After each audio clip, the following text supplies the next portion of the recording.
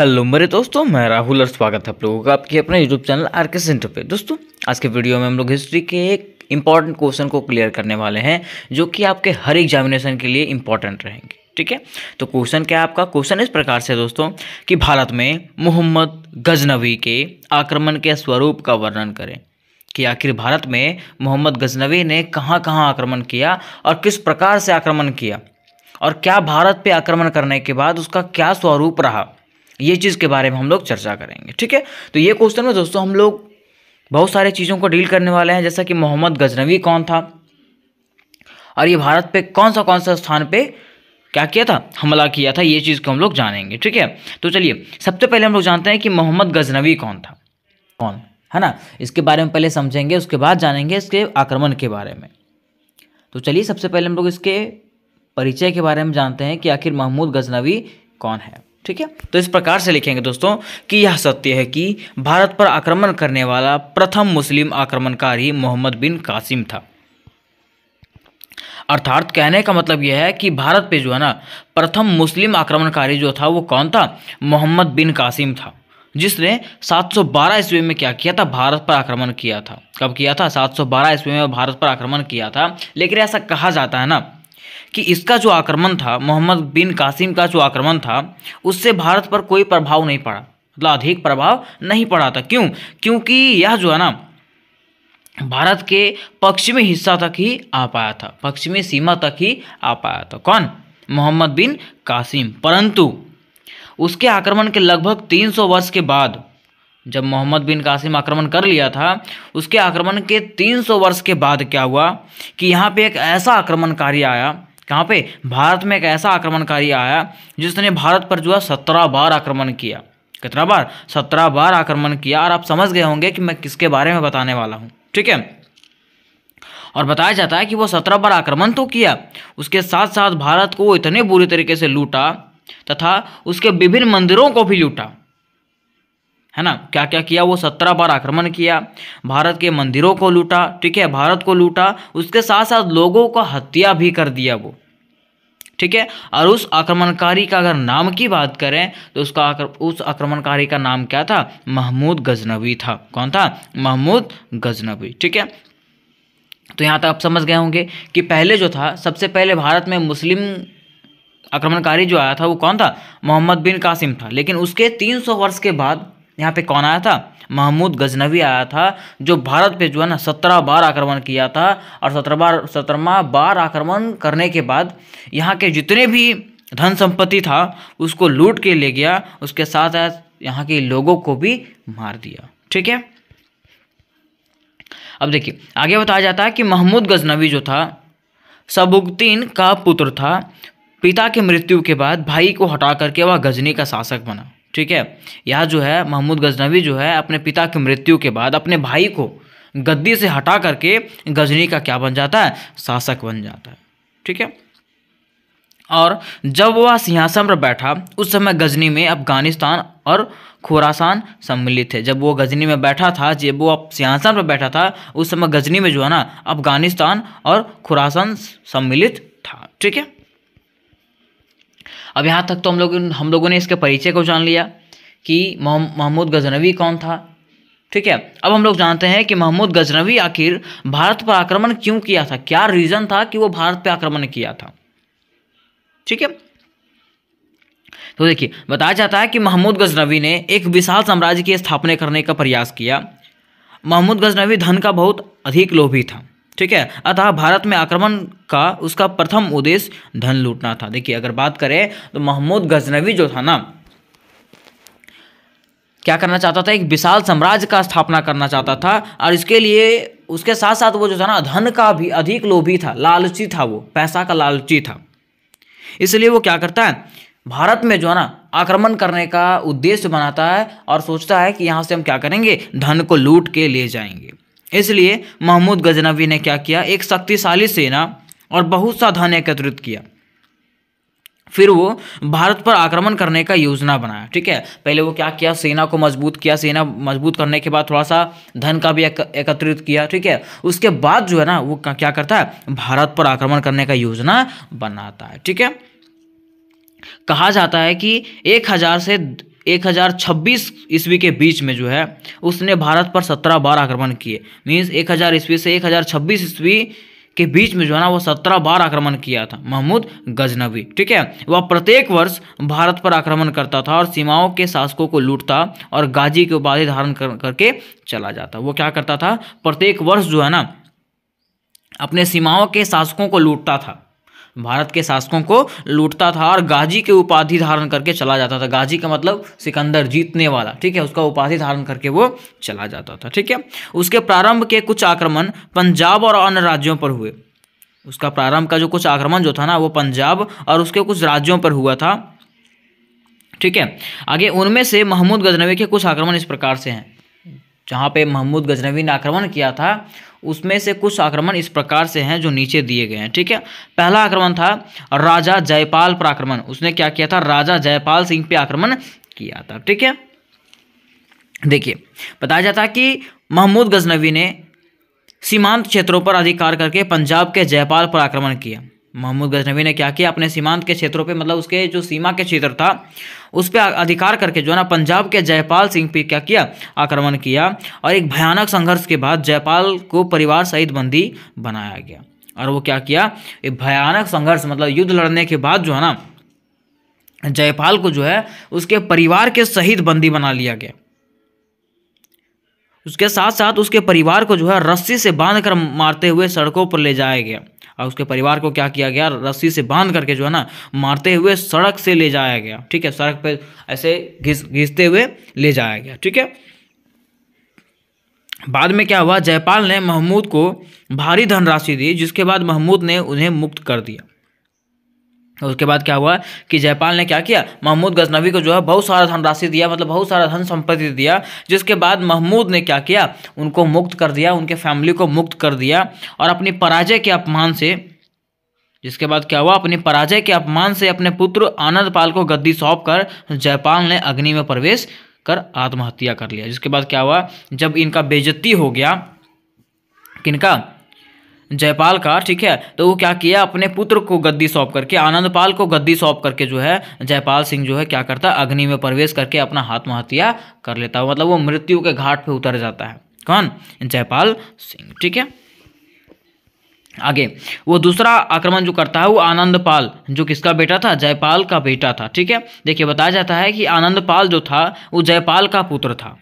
महमूद गजनवी ने आनंदपाल के मित्र शिया मुसलमान फतेह दाऊद पर आक्रमण करने के लिए आनंदपाल से मार्ग मांगा। ठीक है, आनंदपाल जो था वो किसका पुत्र था, जयपाल का पुत्र था। ठीक है, अब मोहम्मद गजनवी क्या करता है, मोहम्मद गजनवी जो है ना आनंदपाल के मित्र जो कौन था, शिया मुसलमान फतेह दाऊद, ठीक है, इस पे आक्रमण करने के लिए जो है ना उसको रास्ता मांगता है। किसको, आनंदपाल को। कौन मांगता है, महमूद गजनवी मांगता है, लेकिन वो मार्ग देने के लिए मना कर देता है।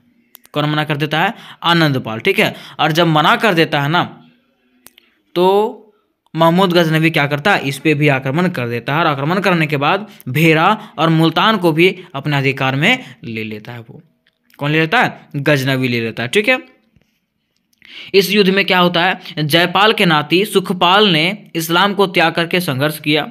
महमूद गजनवी ने यहाँ पर भारी मात्रा में स्वर्ण, चांदी और मूल्यवान वस्तु लूटी। हीरे, मोती, वस्त्र आदि भी यहाँ पर ऊँटों पर लाद करके ले जाया गया। मतलब बताया जाता है कि यहाँ से जो है ना महमूद गजनवी जो है बहुत सारे बहुमूल्य चीज़ों को लूट के ले गया था। सोना, चांदी, स्वर्ण, हीरे, मोती सब कुछ यहाँ से लूट करके ले गया था। ऊँटों के सहायता से यहाँ से लूट करके वो ले गया था। ठीक है, महमूद गजनवी ने नगरकोट को लूटा। उसके बाद महमूद गजनवी ने क्या किया, नगरकोट को भी लूट लिया था वो। ठीक है, देखिए बताया जाता है कि आनंदपाल के बाद जो है त्रिलोचन पाल, भीमपाल ने संघर्ष किया, परंतु महमूद गजनवी कश्मीर को जीतने में असफल रहा। ठीक है, और भीमपाल मारा गया। ठीक है, देखिए होता क्या है कि आनंदपाल जो है, आनंदपाल के बाद जो है त्रिलोचन पाल, भीमपाल ने संघर्ष किया, परंतु मोहम्मद गजनवी जो है ना कश्मीर को जीतने में असफल रहा था। ठीक है, और ये युद्ध जो हुआ था उसमें से भीमपाल जो है वो मारा गया था। ठीक है, आगे वो तीसरा युद्ध जो था, तीसरा आक्रमण जो था वो किस पे किया था, मथुरा और कन्नौज पर किया था। किस पे किया था, मथुरा और कन्नौज पर आक्रमण किया था। ठीक है, देखिए बताया जाता है कि महमूद गजनवी ने 1018 में कन्नौज पर आक्रमण किया था। कब किया था? 1018 ईस्वी में कन्नौज पर आक्रमण किया था और यहाँ के प्रतिहार शासक ने उसकी अधीनता स्वीकार कर लिया। यहाँ का जो शासक था उसकी अधीनता को स्वीकार कर लिया था। किसकी अधीनता को? महमूद गजनवी की अधीनता को स्वीकार कर लिया था। इसके बाद महमूद ने मथुरा के मंदिरों को लूटा था। इसके बाद महमूद ने क्या किया? मथुरा के मंदिरों को लूटा और यहाँ के कई मंदिरों को उसने नष्ट कर दिया। यहाँ के कई मंदिरों को जो है उसने क्या कर दिया था? नष्ट कर दिया था। कौन? महमूद गजनवी। ठीक है। फिर देखिए पांचवा जो आक्रमण करता है वो किस पे करता है? कालिंजर पर करता है। किस पे? कालिंजर पर आक्रमण वो करता है। बताया जाता है कि 1020 ईस्वी में महमूद गजनवी ने चंदेल शासक को दंड देने के लिए उद्देश्य से जो है ना कालिंजर पर आक्रमण किया था। महमूद गजनवी ने क्या किया था? चंदेल के शासक को दंड देने के लिए जो है 1020 ईस्वी में कालिंजर पर आक्रमण किया था। वह ग्वालियर होते हुए कालिंजर पहुंचा था, परंतु वह कालिंजर को जीतने में असफल रहा। ठीक है। वो देखिए वो जो है ना चंदेल के शासक को दंड देने के लिए उस पर आक्रमण किया था, लेकिन वह कालिंजर को जीतने में असफल रहा था। कौन? महमूद गजनवी। ठीक है। उसके बाद क्या होता है कि 1022 ईस्वी में जो है ना उसने फिर से कालिंजर पर आक्रमण किया, परंतु इस बार फिर से वो क्या हो चुका था? असफल हो चुका था। मतलब कालिंजर को वो जीत नहीं पाया था। कौन? महमूद गजनवी। इस पर जो है दो बार आक्रमण किया, लेकिन इसको जीत नहीं पाया वो। फिर छठा जो आक्रमण करता है वो किस पे करता है? सोमनाथ के मंदिर पर करता है। किस पे? सोमनाथ के मंदिर पर करता है। ठीक है। देखिए बताया जाता है कि महमूद गजनवी का सबसे महत्वपूर्ण आक्रमण जो था सोमनाथ पर हुआ था। महमूद गजनवी का सबसे महत्वपूर्ण आक्रमण कहाँ हुआ था? सोमनाथ पर हुआ था। ठीक है। बताया जाता है कि सोमनाथ का मंदिर जो था सौराष्ट्र में अपनी अपार संपत्ति के लिए प्रसिद्ध था। सोमनाथ का जो मंदिर था वो पूरे राष्ट्र में जो है ना वहाँ के संपत्ति के लिए प्रसिद्ध था। ठीक है। महमूद गजनवी क्या करता? रेगिस्तान को पार करके सोमनाथ तक पहुंच गया था। कौन? महमूद गजनवी जो है रेगिस्तान को पार करके सोमनाथ तक पहुंच चुका था और वहां के पुजारियों को ऐसा लगा था ना, वहां के पुजारियों का ऐसा विश्वास था कि सोमनाथ जो है ना इन सैनिकों को नष्ट कर देंगे। सोमनाथ का मंदिर जो है इन सैनिकों को क्या कर देगा? नष्ट कर देगा। लेकिन ऐसा हुआ नहीं। और महमूद क्या करता है? वहाँ की अपार धन संपदा को देख करके आश्चर्यचकित रह गया। ठीक है। और जब महमूद वहाँ पे जाता है, महमूद गजनवी जब वहाँ पे जाता है ना, तो वहाँ के धन संपदा को देख करके, वहाँ के धन संपत्ति को देख करके वो आश्चर्यचकित हो गया था कि इतना धन संपत्ति कैसे हो सकता है किसी के पास में। ठीक है। क्योंकि इतनी संपत्ति जो है ना उसने कहीं भी कभी भी नहीं देखा था। किसने? महमूद गजनवी ने। ठीक है। वो क्या करता है? अब जो है वह सारे संपत्ति को लूट करके जो है ना ऊँटों पर भर करके गजनी ले गया। कहाँ ले गया? गजनी ले गया। ठीक है। यहाँ तक हम लोगों ने इसके आक्रमण जान गए कि कहाँ कहाँ ये आक्रमण किया था। ठीक है। अब हम लोग जानते हैं ना कि महमूद गजनवी के आक्रमणों का क्या प्रभाव पड़ा। आखिर महमूद गजनवी जब आक्रमण किया भारत पे तो इसका कुछ तो प्रभाव पड़ा होगा ना, तो आखिर क्या इसका प्रभाव पड़ा। ठीक है। तो देखिए बताया जाता है कि कुछ विद्वानों का यह मानना है कि महमूद गजनवी के आक्रमणों का भारत के ऊपर कोई प्रभाव नहीं पड़ा था। कुछ विद्वान ऐसा कहते हैं ना कि महमूद गजनवी के आक्रमणों का भारत के ऊपर कोई प्रभाव नहीं पड़ा। अपने इस मत का समर्थन करते हुए ये विद्वान कहते हैं कि महमूद के भारत पर आक्रमण का उद्देश्य धन लूटना, मूर्ति खंडन करना तथा काफिरों को इस्लाम धर्म स्वीकार कराना था। मीन्स देखिए यही जो विद्वान है वो कहते हैं ना कि महमूद जो है ना भारत पर क्यों आक्रमण किया था, तो इसलिए किया था, उसका उद्देश्य इसलिए था कि वह यहाँ से धन लूटना चाहता था, यहाँ के मूर्ति पूजन को खंडित करना चाहता था। उसके साथ साथ यहाँ पे जितने भी काफिर लोग थे ना उन लोगों को इस्लाम धर्म स्वीकार करवाना था। उसका उद्देश्य किसका? महमूद गजनवी का उद्देश्य था। ठीक है। वह अपने साम्राज्य का विस्तार भी नहीं करना चाहता था क्योंकि उसने जीते हुए प्रदेशों को अपने राज्य का अंग नहीं बनाया था। क्योंकि देखिए वो बोलता है, वे जो विद्वान थे वो कहते हैं कि वह अपने साम्राज्य का विस्तार नहीं करना चाहता था क्योंकि अगर वो जीता हुआ प्रदेश को अपने राज्य में मिला लेता तो हम लोग को लगता कि वो अपना साम्राज्य का विस्तार करना चाहता था, लेकिन वो ऐसा किया नहीं था। ठीक है। परंतु हम यह मान नहीं सकते कि महमूद के आक्रमण का भारत पर कोई प्रभाव नहीं पड़ा। लेकिन क्या हम लोग मान सकते हैं इसको? नहीं, क्योंकि महमूद जब यहाँ पे आया था तो भारत के धन संपदा को लूट करके लेके चला गया था, है ना। तो ये विद्वानों का कहना क्या है? गलत हो सकता है। ठीक है। देखिए उसके महमूद गजनवी जब यहाँ पे आक्रमण किया उसका क्या क्या प्रभाव पड़ा, ये चीज़ यहाँ पे पॉइंट बाय पॉइंट आपको बताया गया। ठीक है। देखिए बताया जाता है कि महमूद के आक्रमण के कारण सिंधु प्रदेश में अनेकों तुर्की बस्तियों का निर्माण हो गया। महमूद के आक्रमण के कारण क्या हुआ? सिंधु प्रदेश में जो है ना अनेक तुर्की बस्तियों का निर्माण हो गया और धीरे धीरे जो क्या किए ये लोग जो है ना भारत के भीतरी भाग में बसने लगे। धीरे धीरे क्या हुआ, ये लोग जो है ना भारत के भीतरी भाग में बसने लगे, जिससे क्या हुआ, तुर्कों की संख्या में भारत में अधिक हो गया। ठीक है, और जब तुर्कों की संख्या भारत में अधिक हो गया तो क्या हुआ, जब यहाँ पे मोहम्मद गौरी आक्रमण किया था ना, तो मोहम्मद गौरी के आक्रमण के समय जो है ना उनको अधिक मदद मिला था, किससे, तुर्कियों से। ठीक है, फिर देखिए इसका दूसरा परिणाम क्या हुआ कि बताया जाता है कि इस आक्रमण का दूसरा महत्वपूर्ण प्रभाव यह हुआ कि पंजाब तथा मुल्तान को महमूद गजनवी ने जीत कर अपने साम्राज्य में मिला लिया। क्या हुआ कि पंजाब और मुल्तान को जो है ना महमूद गजनवी जो है जीत करके अपने साम्राज्य में मिला लिया था, जिसके कारण इन दोनों राज्यों का भारत से संबंध विच्छेद हो गया था। इसके परिणाम स्वरूप मुस्लिम आक्रमणकारियों के लिए भारत का मार्ग खुल गया था। ठीक है, अब देखिए क्या हुआ, जब महमूद गजनवी ने अपने साम्राज्य में पंजाब और मुल्तान को मिला लिया था ना, तो ये भारत से इसका संबंध हट गया था। ठीक है, और भारत से जब इसका संबंध हट गया था ना, तो अब जो है ना यहाँ पे क्या हुआ, मुस्लिम आक्रमणकारियों के लिए ये मार्ग खुल गया था कि भारत में वो लोग क्या कर सकते हैं, आकर के इस पे हमला कर सकते हैं। ठीक है, फिर तीसरा देखिए, तीसरा यहाँ पे प्रभाव क्या पड़ा कि भारत की अपार संपत्ति को लूट करके महमूद गजनवी ले गया। मतलब भारत में जितने भी संपत्ति था उसको, अपार संपत्ति को वो लूट करके ले गया था महमूद गजनवी। ठीक है, फिर चौथा प्रभाव है कि भारत के सैकड़ों मंदिरों और मूर्तियों को नष्ट कर दिया गया। ठीक है, महमूद गजनवी ने क्या किया कि भारत के सैकड़ों मूर्तियों और मंदिरों को जो है ना वो नष्ट कर दिया था, कई मंदिरों को वो नष्ट करके यहाँ से चला गया था। फिर पांचवा इसका प्रभाव है कि महमूद के आक्रमण के कारण भारत की सैनिक दुर्बलता स्पष्ट हो गई।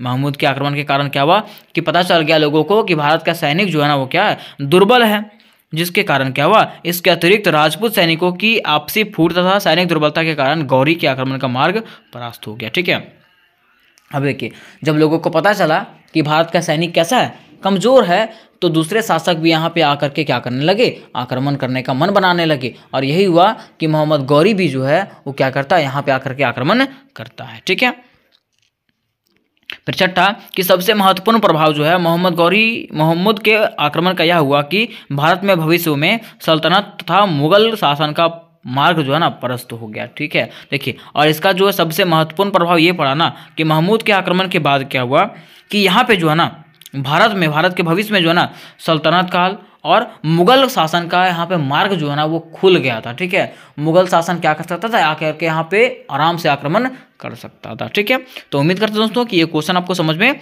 आ गया होगा, और अगर क्वेश्चन आपको समझ में आ गया होगा तो चैनल को जरूर सब्सक्राइब करें। ठीक है, उसके साथ साथ लाइक शेयर जरूर करें। ठीक है, अपने दोस्तों के साथ में शेयर करें, क्योंकि देखिए ये आपका मेजर पेपर भी है और माइनर पेपर पे भी है ना, सेमेस्टर 3 के मेजर 5 में भी है और माइनर में भी है। ठीक है, तो अगर आप लोग सारे वीडियोस देखना चाहते हैं, कि आप लोग चाहते हैं कि मैं सारा क्वेश्चन का आंसर बता दूं, ठीक है, तो जल्द से जल्द चैनल को सब्सक्राइब कर लें और दूसरों में शेयर करें। और अगर आप लोग चाहते हैं कि PDF भी मिले तो डिस्क्रिप्शन में दिए लिंक से आप लोग सारे इंपॉर्टेंट क्वेश्चन भी देख सकते हैं और टेलीग्राम ग्रुप में भी जुड़ सकते हैं। ठीक है, वहाँ पे आपको PDF अवेलेबल मिलेगा। ठीक है, तो मिलता है नेक्स्ट वीडियो में, तब तक के लिए जय हिंद जय भारत।